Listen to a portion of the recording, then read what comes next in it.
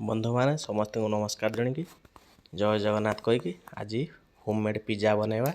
देखो fast pizza को नहीं नि बड़े बिड़ कर नि कंटा वाला स्पून तापर पिज्जा सस पकातु तापर मक्का नहीं नियतु तापर आपण इच्छा टमाटो भी पकई पारे कैप्सिकम भी पकई पारे पनीर पकेबे चिली फ्लेक्स भी पकई पारे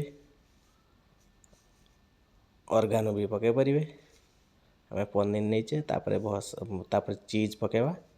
देखो चीज की भल भाव ग्रेट करने की पूरा चीज पूरा भरीदे तापर फेर आउ थे कैप्सिकम देदे। देखो ये आप चिली फ्लेक्स भी देपारे टमाटो भी देपारे ऑर्गेनो भी देपारे यदि आम सिंपली स्वीट कॉर्न आउ कैप्सिकम आ पनीर दे बनाऊे। देखो ये आम रेडी तापर आम नॉनस्टिक कढ़ा नहीं नीचे नॉनस्टिक कढ़ा उपर रखीदे भल भाव। देखो ताको हल्का आंचरे ताको गरम करवा। देखो कि समय ढाकुटी देगी रखा। देखो कि समय पर देखु किपरि है आसला। देखो ये देखो भल भाव होगला आउ थे आम ढाकुड़ दवा।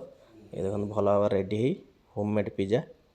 देखो होममेड पिज्जा रेडी ताको आप टमाटो सॉस सहित ट्राए करूँ केमी लगे कमेंट।